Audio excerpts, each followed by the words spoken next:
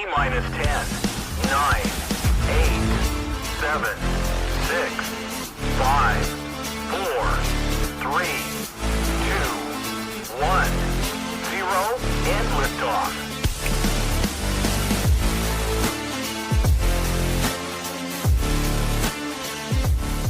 Yes, indeedy. Welcome, welcome. You get the Horn Show. Tad and Jeff here, reunited, and it feels so good. So good. We had a week off. I was running solo last week while you were a little under the weather.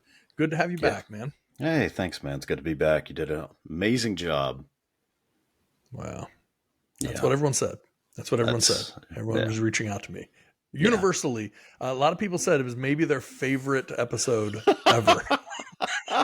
Said that. It would make sense. No, it makes a lot of sense. Makes a lot of sense. No, it's very good to have you. I was tired of listening to my own voice last week. Happens plenty of episodes when you are here that I'm tired of hearing my own voice, but happened last week as well. So it's good to have you here, and thanks, man. Good to be able to bounce some things off of you, man. And we got plenty to talk about. Look, the sports week was an interesting week. So we got a few things we're going to touch on. We are going to touch on a few of our biggest takeaways from week 7 in the NFL. We are going to look ahead to week 8 in the NFL and some matchup previews there that jump out at us. We're also going to be talking, for the first time, ESPN has released its financials and some very, very interesting things in there. So we're going to do a little bit of a dive on that. And then we're also going to be talking about, one player who now is being talked about as possibly the worst trade in NFL history. So we might touch on that a little bit, and maybe some other news as we're getting a little closer to the trade deadline here in the NFL. So I think the first place maybe to start is just kind of what jumped out at you from this past weekend, week 7 in the NFL. Anything in particular? I'll let you kind of kick it off. Anything in particular that jumped out at you, surprised you from the weekend? I tell you, AFC North is going to be a battle to the freaking end. I'm telling you, Cleveland won that game. A little controversial, maybe, but they did win that game without Deshaun Watson, which I was so confused on that. So he passes concussion protocol and then decides that he doesn't want to go back in, or was this a coach's decision? Yeah. Because it seemed very odd. It is. And, it's one of those things. I mean, I sent this in our group chat. Does Deshaun Watson just not want to play football anymore? Because, there was the shoulder injury, but then he was kind of cleared to play, but they were saying, well, it's more of a pain issue and tolerance thing. And then he comes in, he finally comes back, and then immediately hits his head. They check him out like, no, you're fine. And but they don't play him the rest of the game in a really important game that was tight all the way down to, the wire, and you barely managed to win. Why would you not be playing the guy who you mortgaged your entire future to be able to have out there? It's just something is weird in Cleveland. It's so weird. And you've got a championship level defense. I mean, they did give up a ton of points to Indy, of course, but I mean, that's a top. I mean, really, statistically, however you want to see it, they're a top 3 defense, top 4 defense. Yeah. And now you have PJ. Was it PJ Walker out there? Was it? Gosh, now you're going to put me on the spot, because I'm pretty sure it was PJ. Yeah, I'm pretty sure it was PJ Walker. He was out there completing passes and going through everything. It's without Deshaun Watson. I mean, I don't know if we want to dig into it quite yet, but that was a big takeaway. Cleveland pulled that off of the skin of their teeth, but what is going on in that quarterback room? I mean, that's got to just be a decision they have to be regretting. And we thought they probably would anyways. Yeah. I mean, we kind of talked about this, I think, ad nauseum for the longest time before he got signed. But, I mean, he's legitimately didn't play for 2 years, and then he was just going to pick back up and be the Deshaun Watson of old. That's a rough call. But, the AFC North, man, my goodness. I mean, I don't think the Ravens played a more complete game than what they played on Sunday. That was just a thorough domination, top to bottom. Steelers are going to give me cardiac arrest every single week, it would appear. Yeah. But the offense looked like a capable offense. The second half of, I mean, 21 points in the second half. I mean, we don't normally score 21 points in a game. So, Right. we scored 24, win that game 24-17. That was just a massive win for him. I mean, a little controversy at the end with the spot. But then there was also, the game is just really weird. Some of the calls, they called a couple of, essentially tauntings on the Steelers, which the one on Deontay Johnson was just, it was just unnecessary. It was almost like a makeup, like we really shouldn't have called pass interference on this. And then Deontay goes to, I believe it was Arthur Mollett, who played for the Steelers last year. He's like, shh. And they literally called him for taunting. And literally he starts laughing and taps him on the back as he's doing it. And it was almost like, that really wasn't pass interference that he had on him. And, we shouldn't have, it was just like a makeup. So it's just a weird called game all the way around, but a big win for them. Also,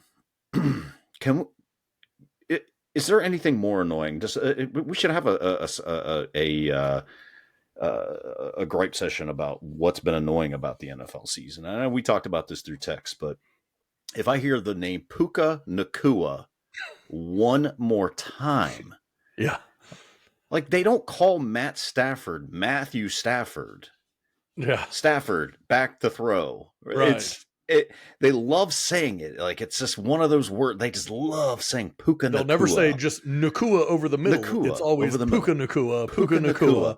Every time. Yeah. Like, and he catches 15 balls a game. So all you hear is Puka Nacua, Puka Nacua, Puka Nacua. Yeah. Oh my goodness gracious. I was like, can we stop with this? This is insanity. Those are big ones. Washington taking an L against the Giants. This has to be just a new ownership group not wanting to meddle right away. But to me, this is an instant firing for Ron Rivera. You don't lose that game. They literally gave up, I want to say, the defense for the Giants, I think maybe had 5 sacks, 6 sacks all year. I think they almost had that in that game. Offense couldn't do anything. What in the world is happening with Eric Bieniemy? He's got to be regretting life choices at this point. Still plenty of time to turn it around just because of some of the losses that happened in the NFC this week. But this literally should be a fireable offense. There's no reason they should be losing to the Giants. They won the first 2 games, have now lost 4 of their last 5 to fall under 500. And now they've got to take on the Eagles next week. So, those are my big ones. Washington. Ron Rivera wouldn't have left. He wouldn't have left the stadium as my head coach after that game. So to be clear, then you would have fired Ron Rivera after this loss to the Giants. Immediately. Yeah. This team is just under. What about Ron Rivera makes you think this guy should have had this job for the past 4 straight years? Yeah. What has he done? What has he done that he would deserve to continue having this job? I just don't get it. My only thing is this just has to be the ownership has to say this is just a gimme year. We're just going to ride it and see what happens. There's no way they're going to move forward with this guy. I can't envision any scenario outside of winning, getting to the NFC Championship game this year is going to save Ron Rivera's job. And that's why I was like, can you just cut bait now? Is it too early in the season to cut bait on this guy? The interesting thing is, wouldn't you want to see what you have with Bieniemy as a potential head coach, right? So if you cut Ron Rivera now, and I don't know, we can look it up really quickly on what week Washington's bye is. But if you cut Ron Rivera now and you put Eric Bieniemy in as the interim head coach, then at least you get a chance to figure out what you maybe have to see if you want him as a head coaching candidate. So it could be an interesting idea there. There's, as always, there's a lot of mystery happening, there in Washington. And I do not realize. I just don't see where they have their bye. I'm missing it for some reason. I don't know if you Looks like it's maybe after the Cowboys game. Like I'm sitting here trying to add up 7 in my head all the time. So they play Thursday. I guess that would be Thanksgiving, and then it looks like they don't play again until December 3rd. Is that? No. I'm sorry. So they play December 3rd, and then they're off. On the 10th, December 10th would be their bye week. So what are we looking at? Man, that's a long way. 1, 2, 3, 4, 5, 6 games now. So I mean, if you're saying that if they have a bye December 3rd, that's week 13. Yeah. That's what it looks like. Yeah. December. So it would be December 10th would be their bye week. Oh my goodness. Yeah. Wow. So that's coming. So you can't make any changes after that because there's only 4 games after that. That is weird. Yeah. Unless I'm missing something. But no, that's not. That December 3rd. No, it looks that way. I'm looking through the schedule 17th. Right now. Looking through the schedule right now on week 14.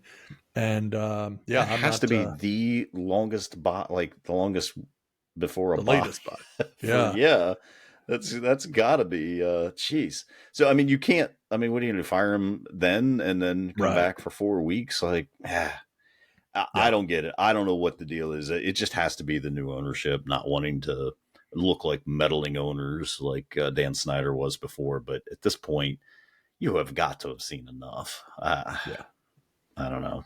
Yeah, those are mine. No, it's true. And look, I mean, he's an even keel guy. Ron Rivera, he was able to put up with a lot in the Dan Snyder era, and so I think that's why he's still there. But unfortunately, it's not. What was he going to do? It's not like he was going to be like, oh, it sucks being under getting paid, and be under the worst owner in the NFL. Like he's not going to quit. Yeah. So like, no, of course not. I mean, he's not a hero for sticking it out. I mean, yeah, and honestly, like when I look, over the weekend, I mean, there wasn't a whole lot that really jumps out at me other than I'll tell you another guy who I can't figure out who's still employed as a head coach just in general. And this is more of just big picture is Josh McDaniels. Like what is going on, man? At this point, Josh McDaniels just lost to the Bears 30-12. And this is a guy who, outside of being a successful offensive coordinator in New England alone, what has Josh McDaniels done?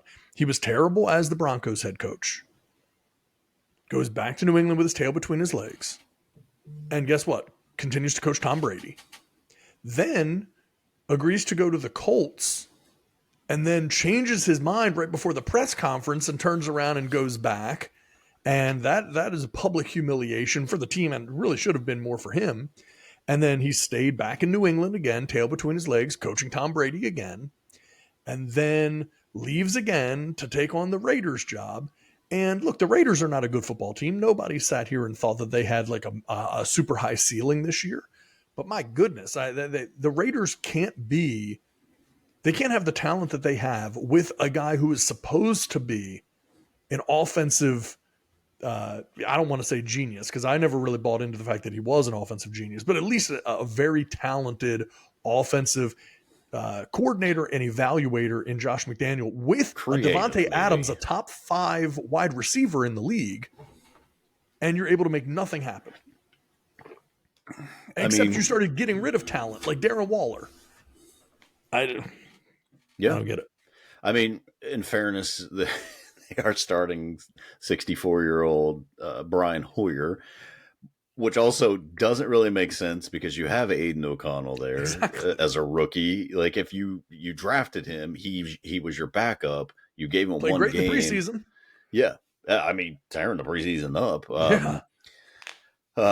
But you give him one game, it's not good enough, and now you go to Brian Hoyer, who has proven that he can't be a starter in the league, clearly. Yes. You lose to a guy. Now, in fairness, I know a lot of Bears fans were high on this kid, Tyson Bagent. Bagent, yes. Bagent. Yes. Did you know his dad's like a 28-time arm wrestling champion? Yeah. His father's no joke. Dude. I mean, he looks young too, which is crazy. Yeah. But did you know this is the first time since 2010 a Division II quarterback won an NFL game? Do you want to name the player that won? Oh my goodness. In 2000 what? 14? 2010. 2010 that a Division II player won a game in the NFL. Now I will tell you it was against Washington. Okay, well it was a rival rival game. It was a divisional game. I mean, Tony Romo? Yeah, good guess, but no, yeah. John Kitna. Oh my goodness! Wow, John Kitna. First time since 2010 a Division II quarterback won an NFL game. Started and won an NFL game, which is it's nuts because I mean, you know, I heard the rumblings and like, oh, you know, Josh McDaniels going to get fired, and that's when they were at 3-2, and I'm like, well, I mean, that seems. But now it's kind of like you lost to a 1-win Bears team, which, granted, you know, this is their second straight win. Yeah, but you lost to a Division II quarterback. Well, and not just that. I mean, look, if we go back, the Raiders beat the Broncos by 1 point in Week 1.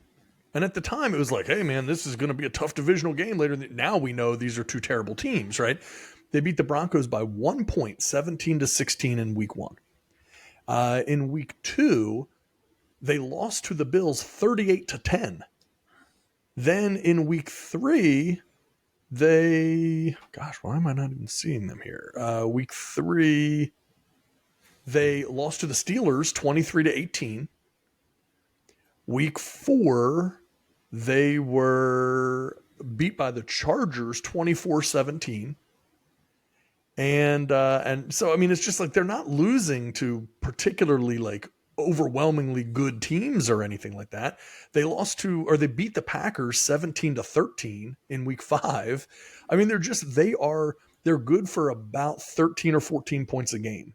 I mean, really, they beat the Patriots 21-17. Yeah. But outside of that, they don't put up points. No, I mean, you're looking at 17, 10, 18, 17, 17, 21, and 12. So, yeah. Yeah. Literally about 17 points a game is what, I mean, they loved 17. Has a team ever scored 17 points in a season 3 different times? Oh my gosh. Yeah. And so it's like, how are you going to win too many games in the NFL like that? So again, I don't want to belabor the point, not here to spend a ton of time talking about the Raiders, but that one kind of jumped out at me over the course again, though, I mean, weekend. You say what you want about, you know, Mark Davis getting a team in Las Vegas and everything. He's not a good owner. It's like, let's not pretend like this dude is like some great evaluator of talent and everything else. So, I mean, that's just another weird situation there. Like where like, what direction are they going in? Like, what are they doing? Yeah. It's not good. Yeah. It's not good in Vegas for the Raiders. No signs that it's really going to get better. Help is not on the way.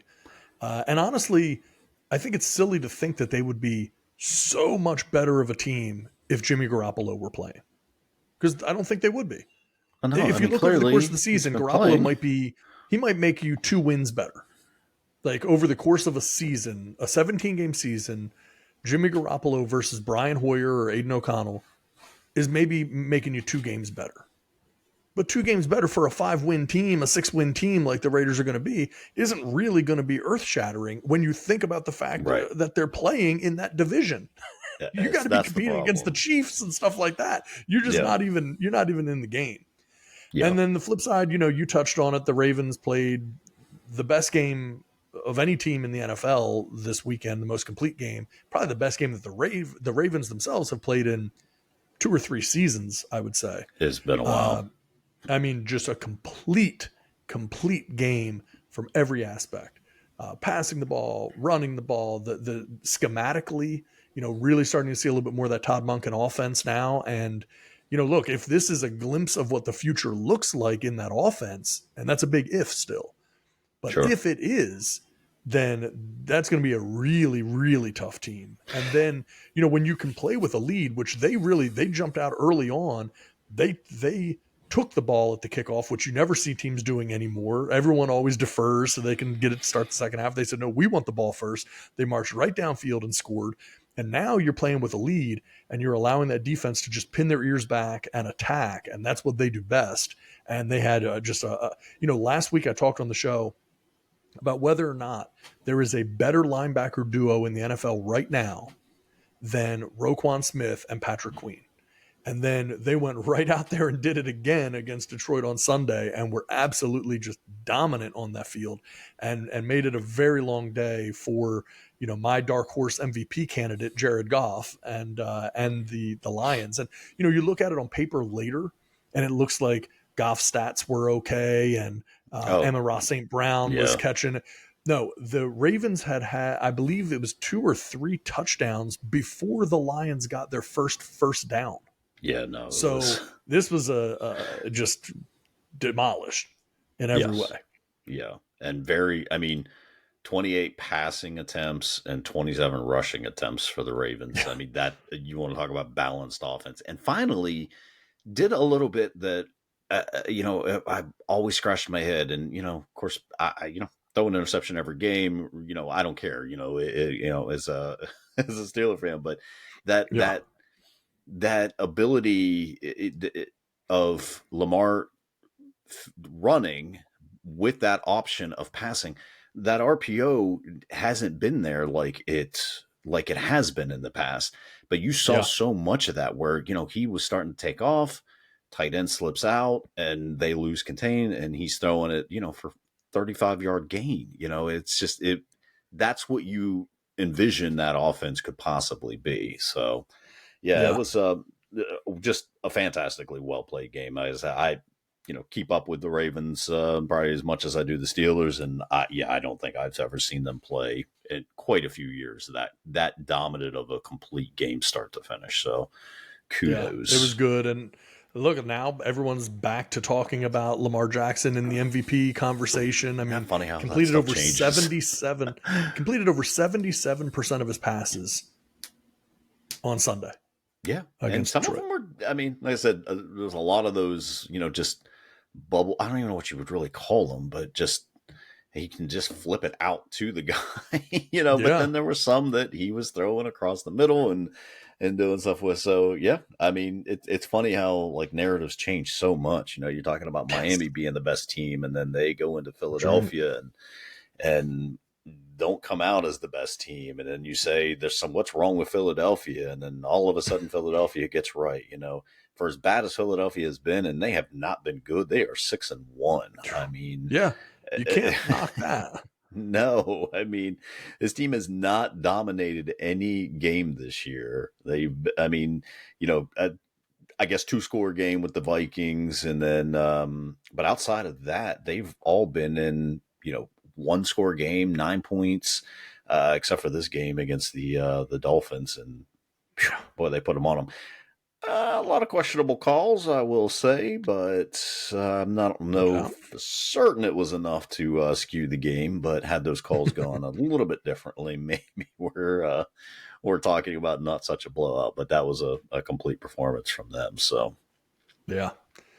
All right, well, let's roll out. That's week 7, so we'll get ready here in a few minutes to talk about look ahead to week 8. But let's move into something a little bit different first. So, ESPN has released its financials for the first time ever. And there's always been debate on, hey, how much money does ESPN make? They're spending so much to be able to, be part of these sports things. Well, the numbers are significant for ESPN. So ESPN released its financials for the first time ever, $16 billion in annual revenue, $2.9 billion in annual profit. And what's even crazier, ESPN drives more annual profit for Disney than the company's entire entertainment division. That is insane. And so now, and the whole reason this happened is that Disney changed how they are reporting financials. So instead of just reporting it as a company, they're now doing 3 categories, which is experiences, which is parks, the Disney parks and products, entertainment, streaming, TV, movies, etc., and then sports, ESPN. ESPN did not have it separate because they did not used to report a sports kind of section there. And so now you get a chance to see that for Disney, ESPN delivered $16 billion in revenue in 2022, had profits of $2.9 billion.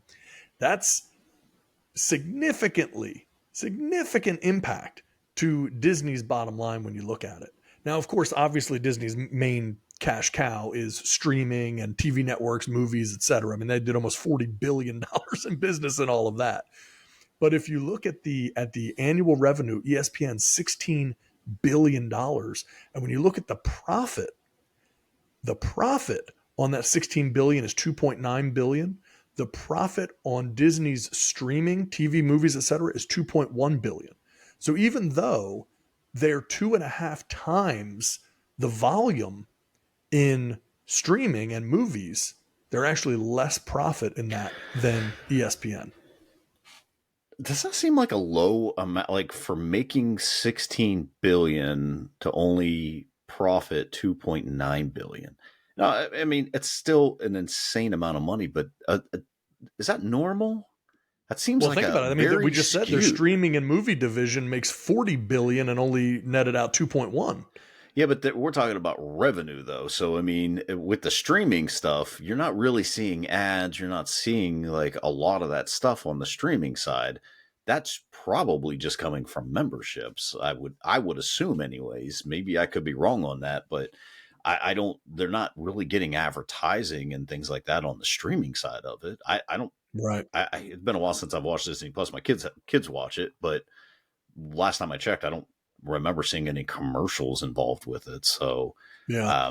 But I don't know. Does that seem like a lot? I mean, and it seems unsustainable too. I mean, just given where Disney is or where ESPN is really heading. I mean, as far as, less and less people are, I'm sure, have ESPN now than what they did even 10 years ago. Well, yeah, I think it's a combination of things, right? It's like, we, and I think so many people just don't really watch ESPN all that often anymore, or it's just really kind of occasionally on in the background type of thing. But, these stats here, we've gone from 100 million paying kind of cable or pay TV households in the United States down to about 70 million over the last 10 years. And so, automatically there are just fewer people. Now, this is why ESPN's been trying to push ESPN Plus so hard and get people onto the app and stuff like that, because the agreements that they have to make with the cable providers have just been getting more and more insane. So ESPN actually saw their revenue drop 35% over the first 9 months of 2023. That is unbelievable. That's falling off a cliff. You're down 35%. So they have some issues that they're going to have to sort out with, on ESPN. So again, it does sound good, but ESPN Plus, they have 25 million subscribers on ESPN Plus now, but they lost subscribers for the first time ever last quarter. And a lot of people that they are getting to sign up are only signing up because it's included in Disney Plus and Hulu, that whole package. And so now they're saying that ESPN is looking to team up with Apple or Amazon to increase distribution because it's just, they're running into trouble. Yeah, it's definitely not a sustainable model that they have right now. And then that ESPN Plus too, like having to pay for that. Like, what was that, 2 weeks ago, 3 weeks ago? When I believe it was the Jaguars were on and you could only watch it on ESPN Plus. So I have regular cable just because I need all of I just ended up paying almost less than what I was with all the subscription bases, right? So I didn't need ESPN Plus, and I don't need Hulu. So the only thing I pay for is Disney Plus. So I ended up having to watch like the Toy Story version of that game. Oh my God. It was the most asinine thing ever, so I got to the point where I was like, and Booger McFarlane was calling it, and it was just so, I mean, I don't know. I guess for kids, like, I don't even know if kids were watching it, to be honest. Like mine, 7-year-old came out and was like, "What's this?" And he's like, "Oh," and then just immediately turns and goes back in the house, like. So I ended up not even finishing the game because I was like, I can't. What am I watching? I mean, it was cool, and they had put like little chips and stuff in the guys, and it was cool, but at the same time, it was yeah, I'm not going to watch a cartoon version of a football game either. So, No, silly. But the fact that you had to sign up for ESPN Plus to watch the actual football game was pretty crazy and pretty bold. So that's I don't know where they go from here on this stuff. I mean, ESPN's always getting into something, hosting the playoff games now and stuff. So they're not ever going to go away. It's just whether or not that's going to be a thing Disney's going to want to hold on to. I mean, we kind of now speculate ESPN's that they might be. Well, yeah, now we know they're trying to move into gambling. And so, with ESPN Bet, or I think it's ESPN Bet, and I was calling it Bet ESPN before, but I think it's ESPN Bet. I think they wanted their name first. So I think it's ESPN Bet. But like they're trying to get into gambling, and we know obviously they made so many cuts. To on-air talent and things like that. I mean, they're trying to cut costs every which way they possibly can. And that's why you just see the same 6 people on every show that they have. I mean, Stephen A. Smith works 23 hours a day for ESPN. Running like if you want to investigate to the other. Yeah, you want to investigate like just indentured servitude and labor laws. You should see what ESPN is doing to Stephen A. Smith, because this poor guy is sprinting from studio to studio. They should just let him work from home. I mean, at this point, it's unfair to expect him to do all of this. Oh my gosh! I would love to know the overall percentage of ESPN studio shows that Stephen A. Smith plays a part in. I guarantee it's a high number. It's a high number. Yeah, but anyway, about to get back to the point where they're going to have the workouts on there. Remember they would run ESPN Sports Center for a while, and then you get Denise Austin on there doing her workouts. They're not going to be new ones. They're just going to run old reruns of it. So. Yeah. I mean, they really are bloated, and they've always been a bloated type of a company. I mean, it's just, and I think more and more people are moving away from that. The whole sports talk on ESPN, like every show is literally the same. Like there's not really too much differentiating. And like, how many times can you on ESPN, can someone listen to you or, your people talk about, Puka Nakua all day long, right? I mean, and now you got the NFL Network who's doing a fantastic job, with their shows and everything, and it's taking viewership away. And it's I mean, look, they're still raking in the money, and I think they always will. It'd be one of those entities that it's never going to go away. But I imagine they're going to look quite different here in the next few years.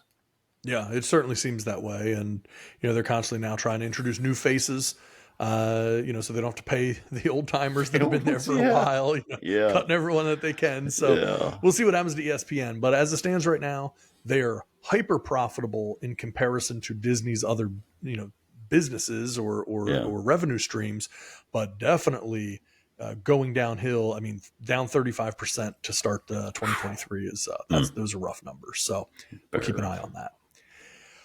Okay, so let's look ahead here to NFL Week number 8. Week 8. We're not going to go through every single game because there's too many to go through. So why don't we do this? As we scroll through, let's touch on just any games that jump out at you as being interesting. Do you have the schedule in front of you? If not, I can read them off. Yeah, I do. You have them? Mm-hmm. Okay. So Bucks Bills, is that interesting to you? Are you there? Interesting only to see if the Bills can recover. I mean, they're underperforming this year at 4-3. Bucks could lose that game and they're still in the thick of that division, but Bills can't take too many more bad losses. Agreed. Jets Giants, nobody cares about. Jags Steelers, look, that could be an interesting game, honestly. I mean, Steelers got 3 games now in a row that aren't division games. They really need all 3 of these to kind of cushion. We'll find out how good both teams are. Jags are definitely a good team, but Trevor Lawrence isn't like playing out of his mind this year. I mean, he's got 8 touchdowns, 3 interceptions, 1,600 yards passing. I know everyone thinks I hate Trevor Lawrence. That's the running joke on this show, but he's not setting the world on fire. But they are still 5-2, so very tough game for the Steelers. That's definitely one of the games that I think it'll be good to watch. It'll be fun to watch. Yeah. Eagles Commanders. Will this be the game that Ron Rivera gets fired after? Apparently not, because you can lose to the Giants and still keep your job. Should it be? If they get blown out at home against the Eagles, you would have to think that conversation would have to begin, right? Because I haven't heard too much about, like, I think it's just a foregone conclusion that Ron's not going to be there next year. Martin Mayhew's not going to be there next year. It's going to be a total overhaul. But I think we could hear some grumblings at this point if they get blown out at home. They're already 6.5-point underdogs. That's a big number for home. Not as big as some games. Cardinals are bigger home dog this week, but 6.5 is a big game for a team that was supposed to be in the thick of this thing in the playoff hunt. So yeah. All right, let's keep rolling. Rams Cowboys could be interesting, I guess. Who cares? Yeah. Vikings Packers. Vikings should win, right? Also, who cares? Starting 0-4, and now they've won 3 straight. If Detroit somehow manages to lose to the Raiders on Monday night, Vikings would be right back in the thick of the thing, and that's without Justin Jefferson. Those talks of trading Kirk would die down quite significantly. Could be an interesting game. I would think Vikings should win that one, but yeah, that's definitely an interesting game there. So Falcons Titans should be Falcons, right? That means it's going to be Titans because Titans are getting rid of. It's a fire sale. They're getting rid of everybody. Falcons should easily win this game, which means Titans will, right? Yeah, of course they'll dominate somehow, and then they'll not trade anyone away because they'll think that they're going to be right in the thick of it. Which at 3-4, at that point they might be. But shouldn't the Titans do right by Derrick Henry and try to get him to a contender? 100%. We talked about this on this show a couple months ago before the season started, saying that they should be trading Derrick Henry and not make him stay on that team. Won't happen. Patriots Dolphins. Should be a blowout. Probably won't be, right? Division game. Yeah, exactly. Division game. Patriots coming off a big win. Find out all of a sudden that somehow during the offseason, Bill Belichick got a contract extension when everyone thought he might be gone. Nope. He's already signed that extension. So big win last week for him. So we'll see if they could somehow pull out another division game. That would be very interesting, but should be Dolphins all the way, especially at home. Oh, they're 9.5-point underdog. The Patriots are, but it's they're away. But 9.5. Belichick will use that as bulletin board material. You better believe it. All right, let's go rapid fire here. Games nobody cares about. Saints Colts. Who you got? Give me Colts. Okay. Texans Panthers. That's gonna be a good game. That'll be a fun game. Because you got the 2 rookie quarterbacks. I'll take the Texans, of course, but should be Texans, yeah. But if there's ever a game where they're gonna try and do everything they possibly can to win, that's gonna be that game. So Bryce Young's gonna want to look. I would say Bryce Young is gonna want to just ball out. I mean, right now he's not even close to CJ Stroud. CJ Stroud's got 9 touchdowns and only 1 pick this year. It's crazy. The guy's been playing out of his mind on a team that no one expected to be very good. No, and for a player that people thought couldn't even read. I mean, according to the reports that came out. Very true. Honestly. Very true. Yeah. It shows you don't have to be able to read to be able to play in the NFL because you see them. Be able to read the defense. Plays are all drawn up. It's X's and arrows, man. You don't need to be able to read. Sure. Yeah. All right, Browns Seahawks could be an interesting game, right? I mean, 2-4-2 teams, yeah, right. Both of them right in the division hunt. I mean, considering San Francisco's lost 2 straight now, I mean, there's the Seahawks a half game back. Anything happens if the Browns win, now they go to 5-2. Oh, don't speak it Crazy. into existence. Seahawks Well, speaking of not plus speaking it 20. into existence, Bengals Niners, another game. I mean, this needs to be a bounce back game for the Niners because you're going to really be on a losing streak here, but it's not going to be an easy bounce back. No, and Bengals, I think we've talked about, really haven't hit their stride, and they're still 3-3, and now they get a bye week, and now they come back healthy. I mean, coming off a bye, even though it's away, that's going to be a very tough game for San Francisco. Polish is coming off maybe a little bit on Brock Purdy.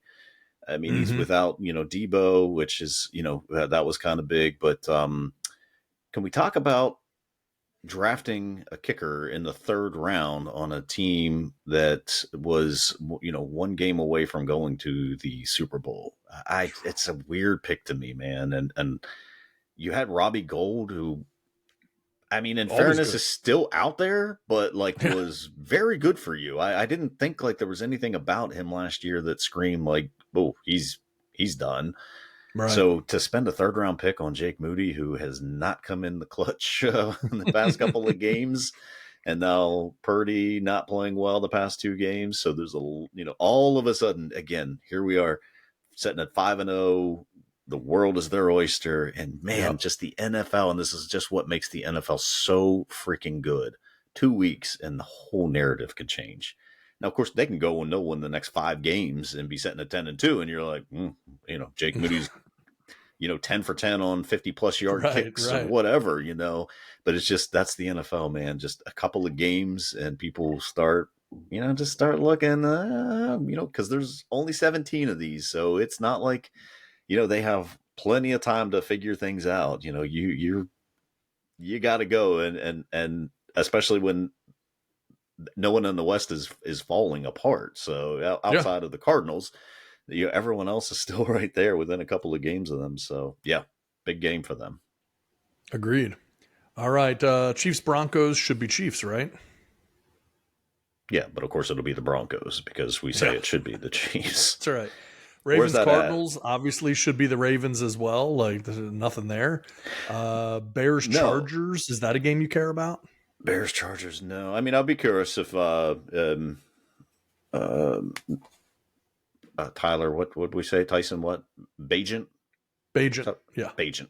Yeah, I'll be curious if he plays again or if Fields comes back. No. I mean, does that excite you? 2-5 against 2-4. Again, Chargers are going to charge, aren't they? I mean, they're just always going. Is there ever a point in time where they're just not going to underperform? No, it's it's almost like it's a foundational thing for that organization that they will not live up. And you have a talented quarterback in Justin Herbert, but I think it was something like in the last 2 minutes of the fourth quarter, no one has thrown more interceptions than Justin Herbert over the last 20 games or something. And I mean, he has 5 more than the next closest player. Jeez. It's just absurd. So, I mean, obviously he's a talented guy, but Brandon Staley should not be the head coach there.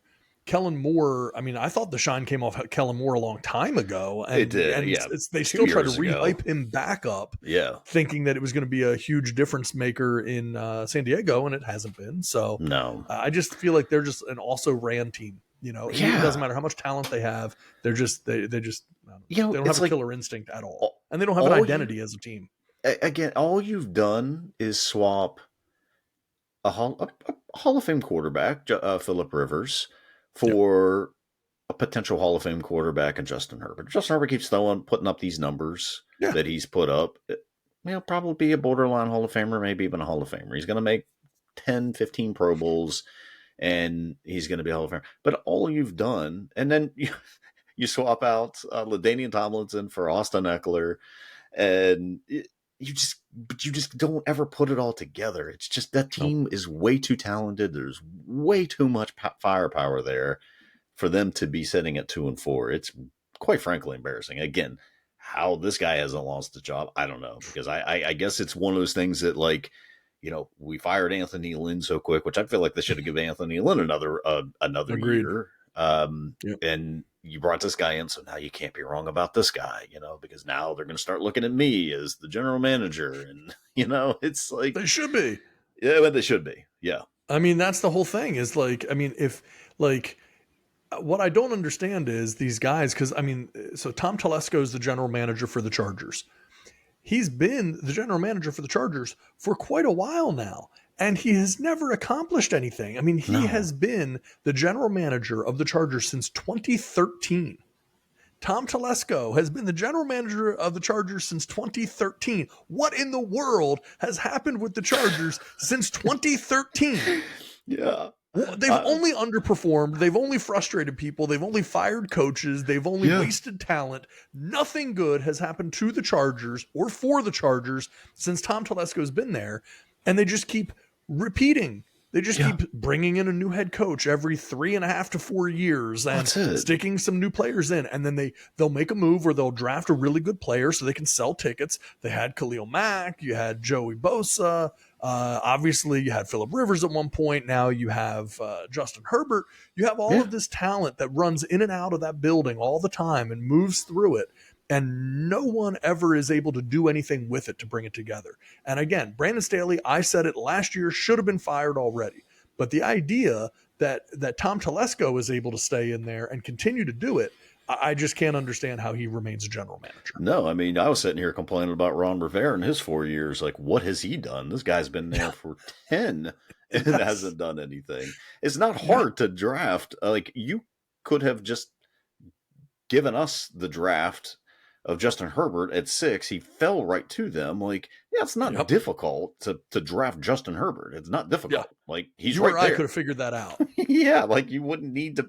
You pay us half the money, and we would have been able to do that. So, yeah, I mean, Austin Eckler is a great find. Like, he finds good players, but yeah, like he's never. That's goes beyond just players. You've got to hire the right team, the right coaches, the right assistants. You got to make sure your head coach has the right assistants. And just so underperforming. It's just sad. Like, the people there, it has to be just awful being a Chargers fan. Yeah, it really does. I mean, it has to be terrible. Except for you have nice weather, I guess. I don't know. Maybe that just makes it easier. Yeah, it has to be what lures you in. I mean, if I go back, and I'm not going to spend a lot of time with this because we just don't have the time to spend on it. But let me tell you something. When I go back, 2013, the standout player drafted by Tom Telesco, presumably his first draft, Keenan Allen. Outside of that, DJ Fluker, Manti Te'o, Steve Williams, Tarek Williams, Brad Sorensen. Okay, so Keenan Allen, one good player. Yeah. 14, Fluker maybe Jason for Verrett. a year or two.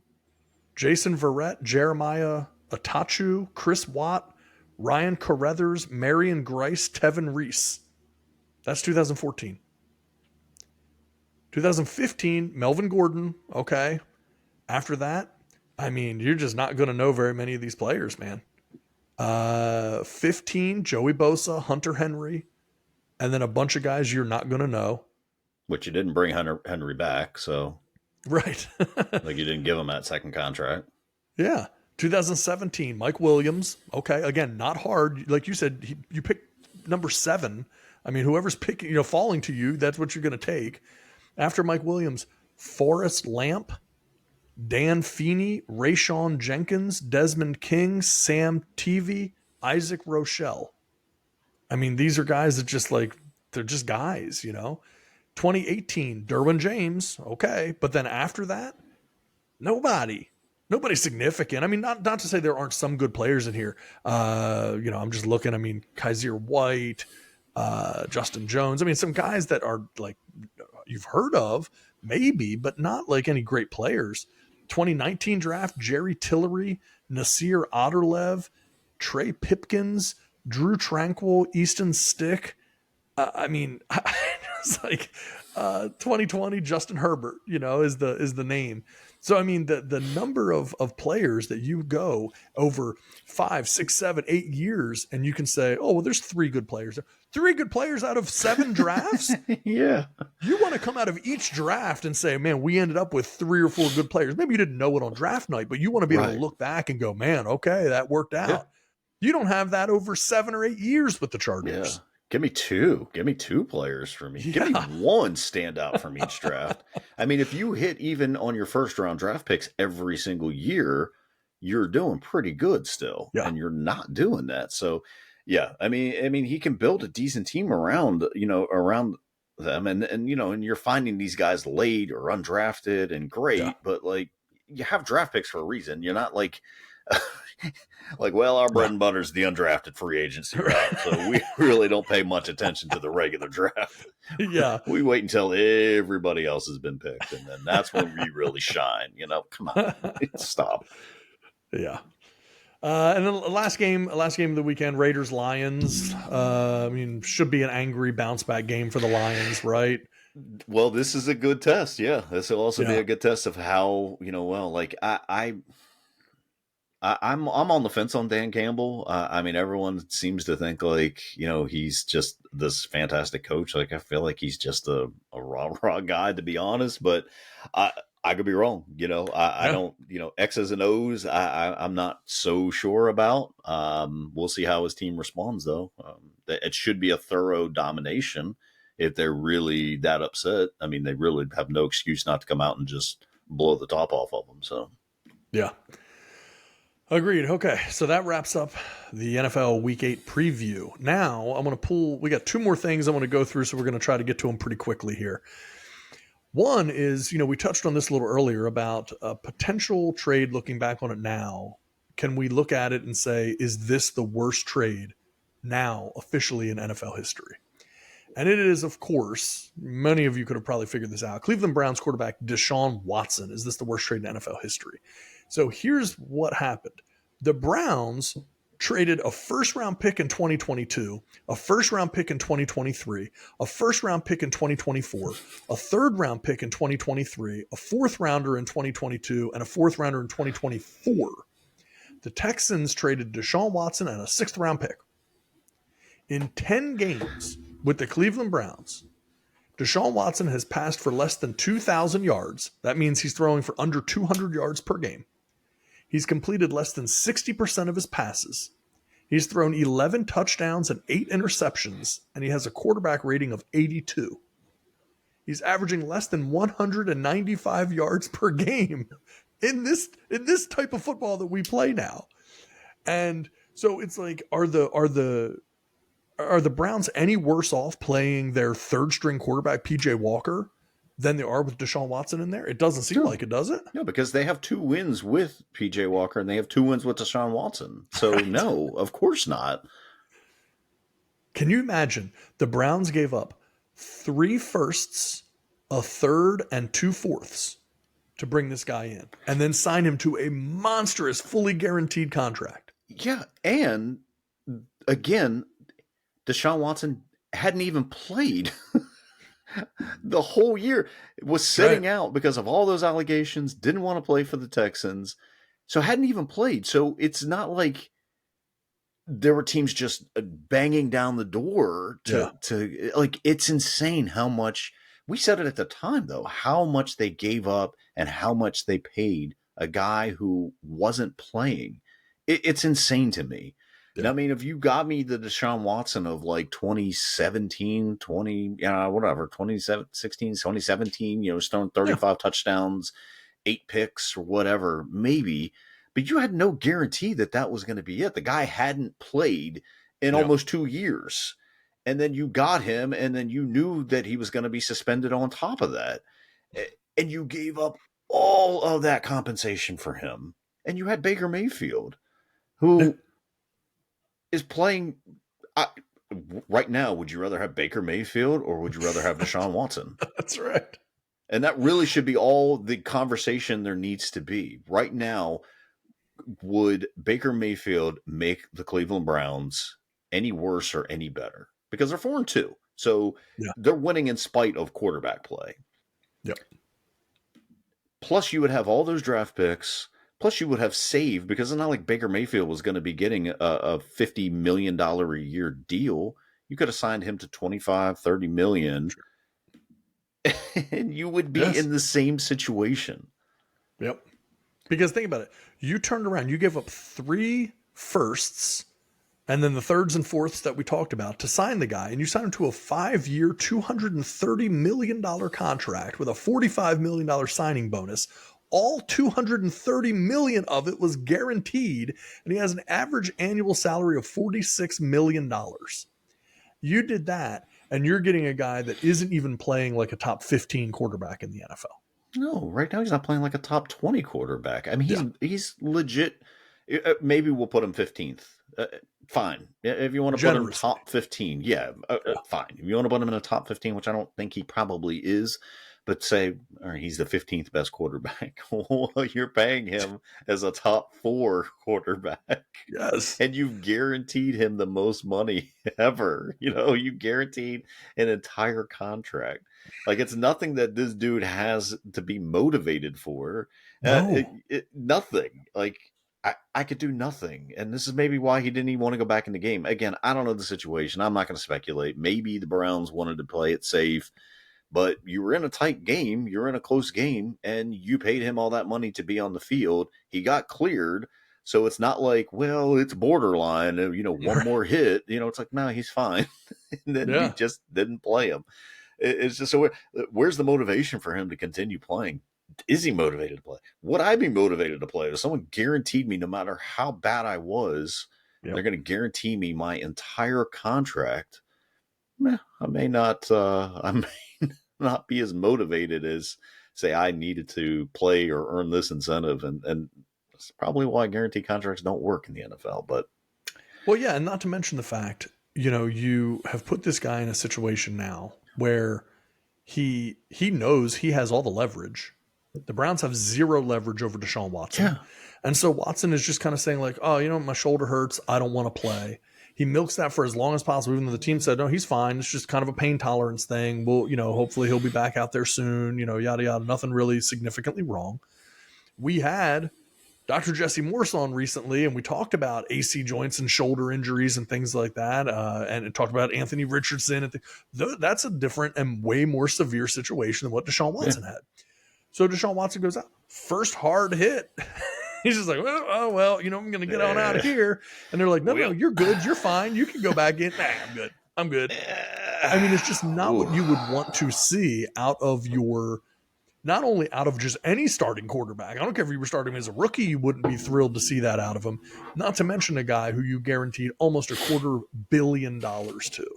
Yeah. And, if he had a concussion, 100% keep him out. Don't even risk it. And again, I don't know the full details, so maybe, the team doctor said, he passed, but, one of those situations it could have been. I don't know, but it's not a good look whenever you can, have a guy that can come in who's probably making $1 million, $2 million this year and can lead you to as many wins as your $230-some million guarantee quarterback can.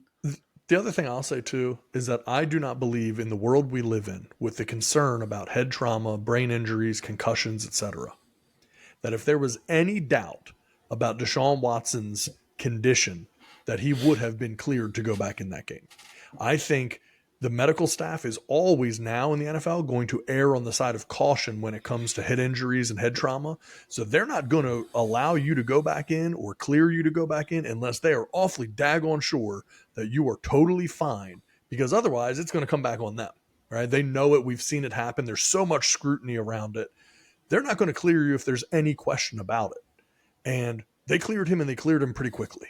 So, it's just like, oh, he bumped his head. Let's check him out. Okay, he's good to go. What happens when the guy doesn't want to go back in? Right. So is what it is. Anyway, let's move on. And we are going to have this last segment, I think, to close out the episode. I saw this the other day, and I am going to put you on the spot here. We're going to try to do rapid fire. I saw this on CBS Sports, and I'm going to try to put you on the clock, rapid fire, and I'm going to ask you a very simple question. And that question is going to be elite or not elite. Okay? Very simple. Very simple. Elite or not elite. And I'm going to put you on the clock here. We're going to have a stopwatch going, and we're going to go for 1 minute. We're going to try to fit all of this in 1 minute. Okay. Okay. So this is just rapid fire. Do I need to Do I need to give my reasoning behind this, or is this just a simple elite? You got to get it done. I'm going to give you 7 players. You got to get it done in a minute. Now, you can expand on it a little bit more afterwards. You don't just have to say elite, not elite. You can give a quick reason, but we got to try to fit them all in a 1 minute period of time. Okay. And this is all right. What players are we going here? These are quarterbacks. Okay. Now, do we need a criteria for elite? Is there, or is this just my criteria for elite? It's you. I'm asking you. Right. Okay. I'm asking you. All right. So here we go. Elite or not elite? Clock is running. Let's start with Tua. Elite. Okay. Justin Herbert. Not elite. Joe Burrow. Elite. Russell Wilson. Oh, God. Was elite, not elite. Lamar Jackson.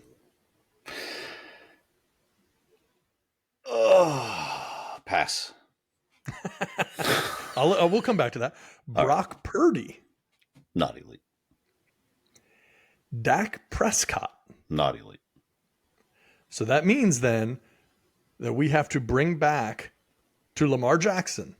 Is Lamar Jackson elite or not elite? God, man. This might be the toughest one. I will go elite. I'll go elite. I'll just go elite. Well, you went too long. I think we ended up at about 1 minute and 4 on that. But Okay. but there you go.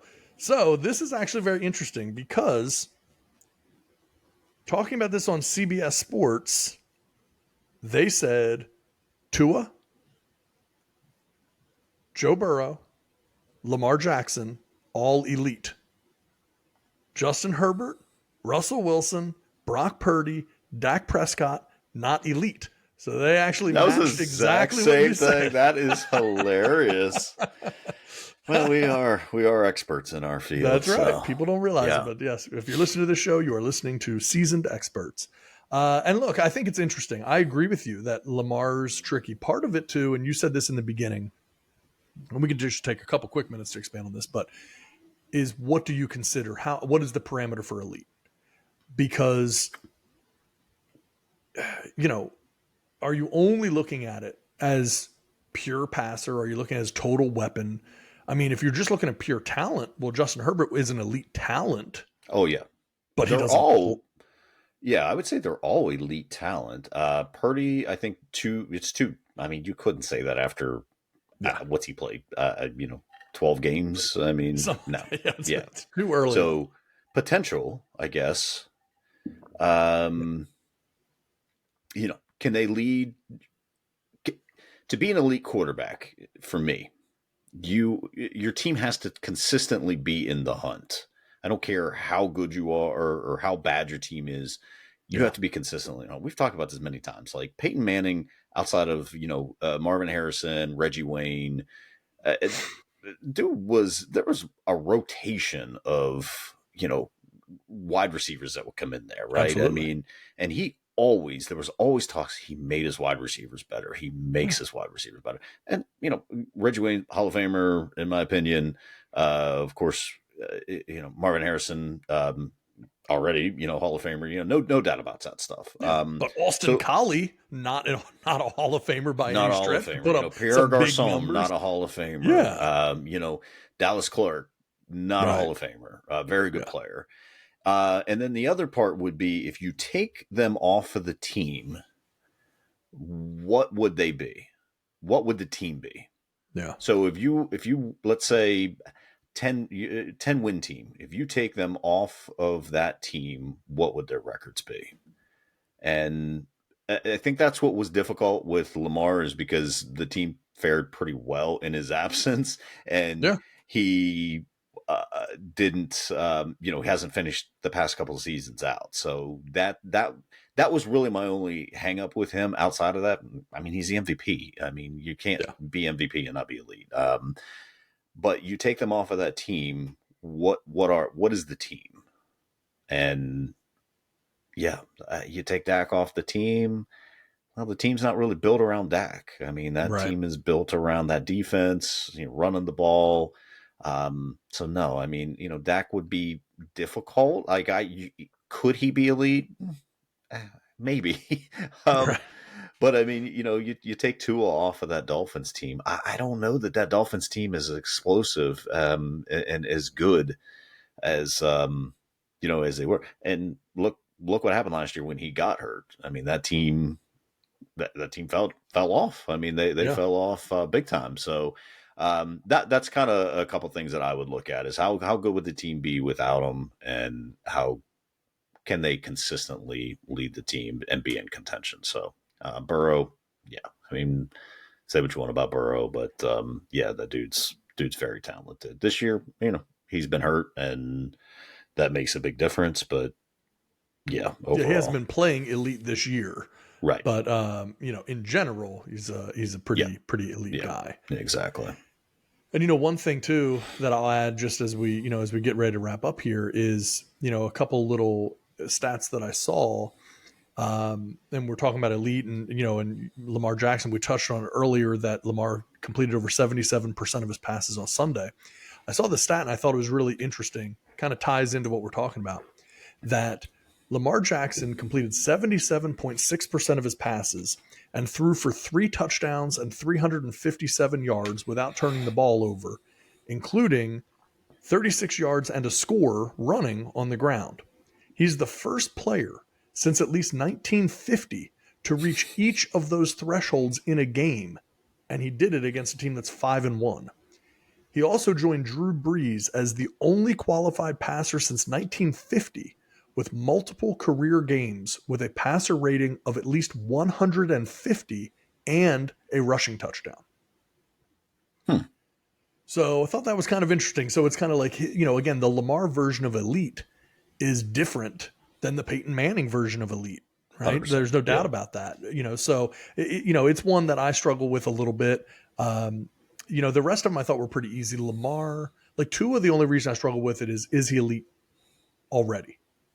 And and because of the health issues, because he hasn't played a lot, and it's like, is he definitively elite?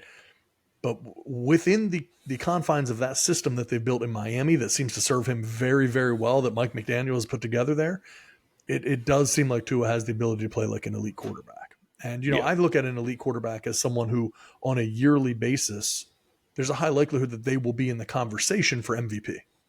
And Tua's that guy, whereas Dak is not going to be the MVP. No. And Justin Herbert has no signs of being the MVP anytime soon. So, Joe Burrow definitely, Lamar already has been and is in the conversation again.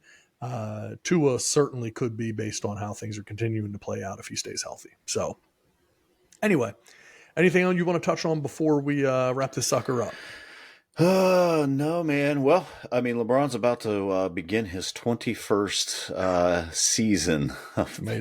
playing NBA basketball. As much as I give this dude crap, and I think he deserves a lot of it, nothing but respect for that. I mean, that's just, and really not showing a whole lot of signs of slowing down, which is the other insane thing. It's crazy. It's just, I mean, I don't get it. I don't know. I'm not sure how he manages to do this, but yeah. So As a dude that 21 has years. invested a lot and spent a lot of time taking incredibly good care of his body. There you go. And look, I mean, the results are there. And, the thing that's so interesting, right? Everybody made such a big deal out of Tom Brady, being able to play as long as he did. And of course, obviously impressive. He played a long time, 16 games a year. The NBA season is so incredibly long. And I understand that football is a much more physical game, but not the football that Tom Brady played. Not the football that Tom Brady played. Not the football that would allow Tom Brady to just throw himself down on the ground if he thought that he might get sacked before a player could touch him. Like, Tom Brady could leave a game and there was no chance that he was that physically sore unless it hurt his back to bend over and take the snap. In comparison to what LeBron is doing for 21 years of playing an incredibly long, not only incredibly long NBA season, but the vast majority of those seasons, deep runs in the playoffs and making it to the finals. I mean, and it's and being the main focus point in a one-on-one sport, to where 5 other guys were focused singularly on him. It's really, really incredible what he's been able to do. And I'm not minimizing Tom Brady, even though I don't like him. I'm not minimizing what he's done. It's just people think, oh, it's football, so it's so much harder. Come on, man. It's 16 games a year at the quarterback position for a guy that never got hit. So no, the physical toll that takes on the body is not the same as an 82 game NBA season plus long postseason runs. So figure playing into 100, June. 110, games per season probably that LeBron. Now maybe he didn't play all 82 games, right? I get that, particularly as he's gotten older. Some time off, load management and everything. Yeah, but still, I mean, it's just the physical toll to be able to do that is significant, and it's impressive that he's been able to do it as long as he has. So I mean, he's playing about 8 months out of the year. I mean, really, I mean, it's pretty crazy because he's always playing into June. I mean, even this past year, they made it to the Western Conference Finals. I mean, hats off. Crazy. I mean, Michael's still better, but you can be second greatest of all time. I'm all right with that. Absolutely. Nothing wrong with that. Nothing wrong with that at all. All right. Well, with that having been said, we'll go ahead and wrap this sucker up. We want to thank you, as always, to our global audience. Also, be sure to check us out. We're on Twitter or X at Get the Horn Show. Obviously, if you're listening to the podcast, make sure you check out our YouTube page. We have lots of clips. All of our episodes are on video as well on YouTube, so you can check us out on there. If you're on YouTube, make sure you check us out on the podcast platform, Spotify, Apple Podcasts, and everywhere else. Makes it a lot easier to be able to listen to if you're in the car or something like that. So be sure to check us out. Keep up with us on there, and we'll look forward to talking to everybody soon. Have a good one. Good night.